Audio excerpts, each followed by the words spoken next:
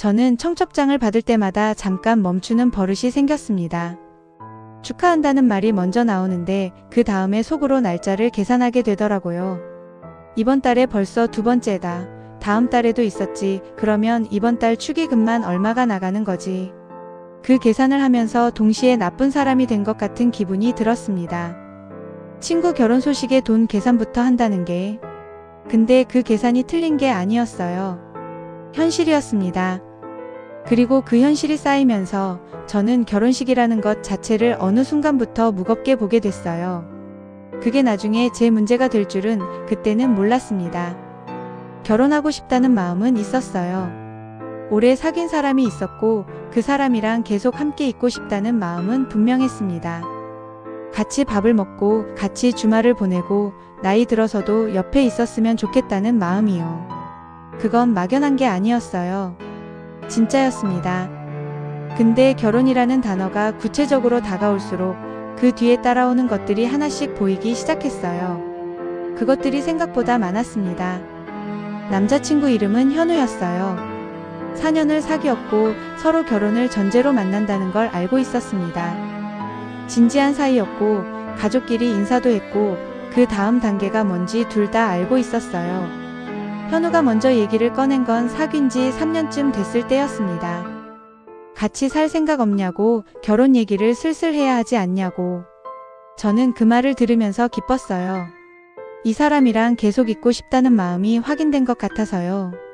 근데 동시에 어딘가 복잡해지기 시작했습니다. 설레야 하는데 설렘보다 다른 것들이 먼저 왔어요. 결혼식 얘기가 나온 건 그로부터 몇 달 후였습니다. 현우 어머니가 한번 만나자고 하셔서 식사를 했고 자리에서 자연스럽게 이야기가 나왔어요. 어디서 할 거냐고, 몇 명이나 부를 거냐고, 요즘은 스몰 웨딩도 많이 한다고.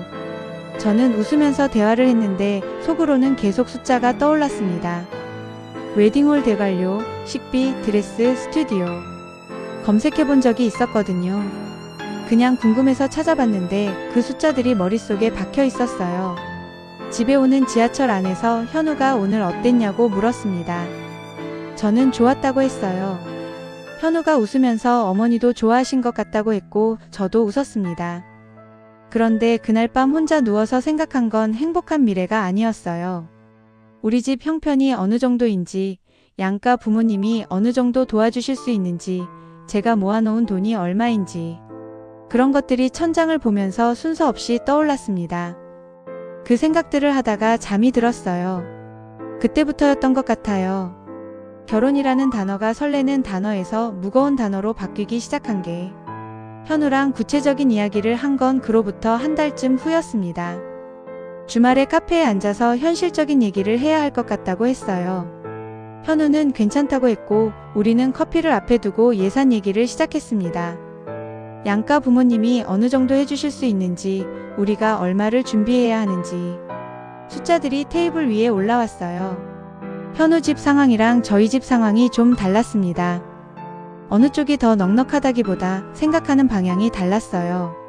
현우 부모님은 크게 하고 싶어 하셨고 저희 부모님은 조용히 하자는 쪽이셨습니다.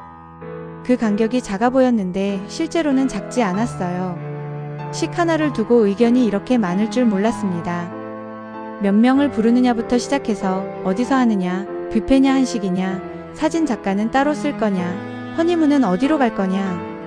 하나하나가 전부 결정이었고 전부 돈이었고 전부 양가 눈치를 봐야 하는 일이었어요. 저는 그 과정이 소진되는 느낌이었습니다. 하고 싶다는 마음이 없어진 게 아니라 이걸 해나가는 과정이 너무 많은 에너지를 가져가는 것 같았어요. 현우랑 함께 있고 싶었는데 그 함께 있기 위해 넘어야 할 것들이 너무 많아 보였습니다. 어느 날 저녁에 어머니한테 전화를 드렸어요. 요즘 어떻게 되어가냐고 물으셨고 저는 좀 복잡하다고 했습니다. 어머니는 잠깐 계셨다가 뭐가 복잡하냐고 하셨어요. 저는 말을 고르다가 결혼하고 싶은 마음이랑 결혼식 하고 싶은 마음이 따로인 것 같다고 했습니다. 어머니가 그게 무슨 말이냐고 하셨고 저는 설명하다가 잘 안 됐어요. 전화를 끊고 나서 내가 지금 뭘 힘들어하는 건지 스스로도 잘 정리가 안 됐습니다. 며칠 후에 현우를 만났을 때 저는 솔직하게 말했어요. 너랑 함께 있고 싶은 건 확실한데 이 과정이 너무 힘들게 느껴진다고요. 결혼식을 위한 결혼을 하는 것 같은 느낌이 든다고. 현우가 조용히 들었습니다. 그리고 잠깐 있다가 나도 그런 것 같다고 했어요. 어느 순간부터 우리 얘기를 하는 게 아니라 식장 얘기만 하고 있는 것 같다고. 그 말을 듣고 나서 뭔가 좀 내려가는 느낌이 있었습니다. 나만 이상한 게 아니었다는 게요. 우리는 그날 오래 얘기했어요. 거창하게 하지 않아도 된다는 결론에 이르기까지 꽤 걸렸습니다. 양가를 설득하는 것도 쉽지 않았고 서운해하시는 분들도 있었어요. 현우 어머니가 처음에는 많이 서운해하셨습니다. 평생 한 번인데 제대로 해야 하지 않냐고 하셨어요. 저는 그 말이 이해됐어요. 틀린 말이 아니었으니까요. 근데 동시에 제대로 한다는 게 크게 한다는 뜻인지는 잘 모르겠다는 생각도 들었습니다. 결국 작게 했습니다. 가족이랑 가까운 친구들만 부른 자리였어요. 웨딩홀이 아니라 작은 레스토랑을 빌렸고 드레스는 빌리지 않고 원하는 옷을 입었습니다. 하객이 40명이 안 됐어요. 어떤 사람들은 너무 조촐한 거 아니냐고 했고 어떤 사람들은 요즘은 이런 게 더 낫다고 했습니다. 저는 그 말들을 들으면서 딱히 방어하고 싶지 않았어요. 우리가 원하는 방식이었으니까요. 식이 끝나고 현우랑 둘이 남았을 때 현우가 수고했다고 했어요.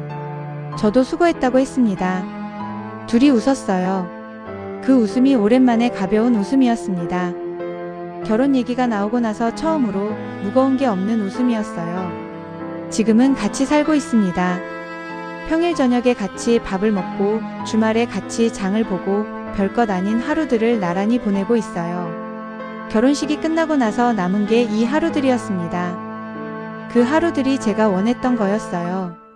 식이 크든 작든 그건 하루짜리 일이었고 그 이후의 날들이 진짜였습니다.